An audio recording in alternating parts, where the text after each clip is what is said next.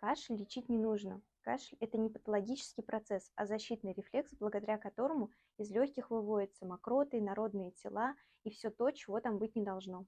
Кашель после ОРВИ может продолжаться в течение 6 недель, постепенно сходя на нет, превращаясь в легкие покашливания. И это не означает, что ребенок до сих пор болеет. Ребенок с остаточным кашлем абсолютно не заразен для окружающих, поэтому спокойно можно посещать детский сад, кружки и школу. Единственное средство, которое поможет быстрее справиться с кашлем, это увлажнитель воздуха.